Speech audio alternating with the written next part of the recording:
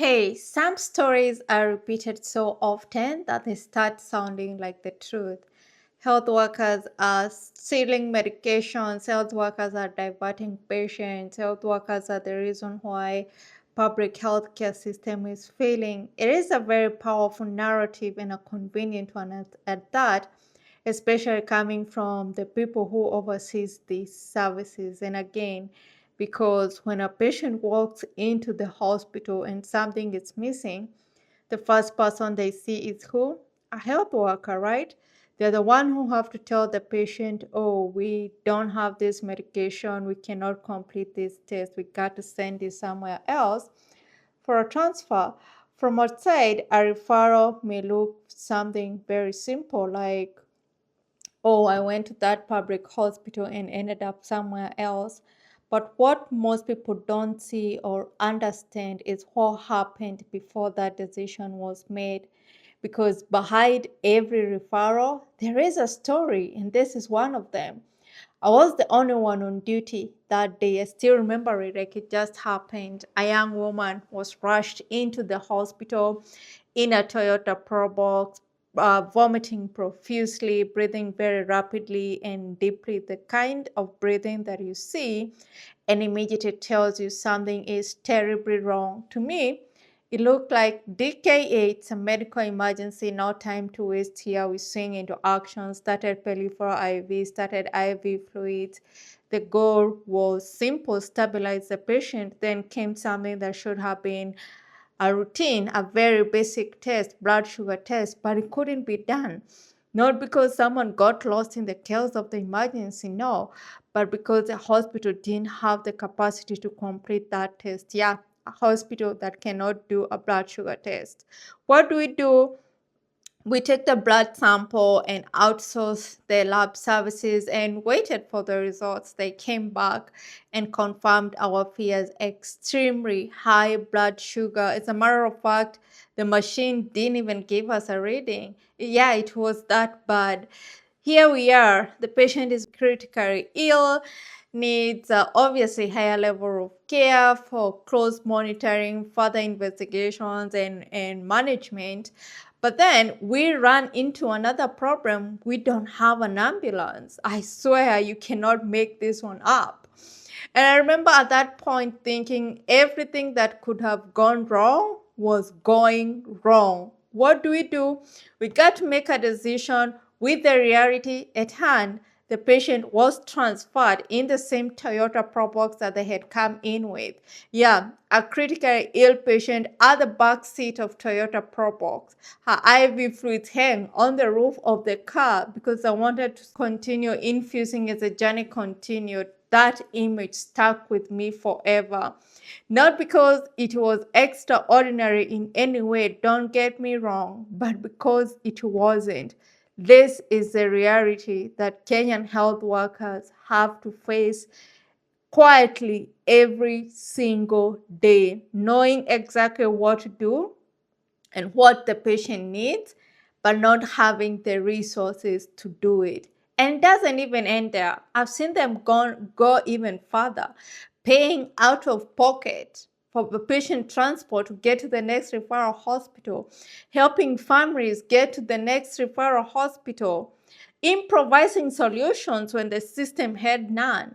Not because anyone was benefiting, let's make this one clear, but because a patient was in front of them, a precious life was at stake, and at that moment, that became or becomes a priority.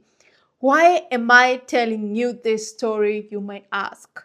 Because referrals, lack of equipment, missing medication in public hospitals have become a center of public debate, especially from the leaders who oversees these services, the governors. And one such vocal voice is that of Chair of Health in COG, Muthomi Njuki, the governor of Tharaka Nithi, who has repeatedly publicly accused health workers or some health workers of stealing or diverting medication and patients from, get this, very well equipped public health hospitals to private clinics. Don't take my word for it. Here, let's take a quick listen. Most of those facilities have the drugs. It is the politics of the health workers around how these drugs are dispensed. That patient goes out with a prescription to go buy your drugs that somehow left the hospital. They can throw stones, but that's the truth. Because what we have realized is our own people who are entrusted with our patients. The same people, professional, who are being paid with taxpayers' money. And they have taken this job because this job pays well here in the public sector, are the same people who are referring our patients to their clinics with the excuse that there is no medicine. They leave the medicine here. They leave the labs that are very well equipped here, and they refer them to their clinics. Yeah, there you have it. Those are damn serious allegations, and they deserve serious investigations. If any health worker steals medications, if anyone exploits patients for their own personal financial gain, sure, they should be held accountable. But there is also the other side of this story that deserves to be heard, because not every referral happens because health workers are corrupt. Actually, referral can look very different depending on where you're standing. From outside, you might see, oh, a patient is being sent away, but the bedside things might look a little bit different. Medication is missing.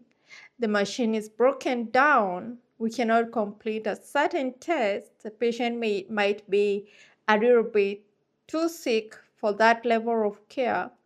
These are limitations that a health worker cannot control. First of all, they do not set any budgets. They do not decide any procurement. They do not determine when ambulances, medications, or equipment will become available. They work with what the system provides them with. And most of the time, it ain't enough. This is what I want you to understand. Healthcare does not start and end at the bedside. The decisions that shapes what happens in that room are made long before that patient even set foot into the hospital. I still remember that young woman vividly, clearly.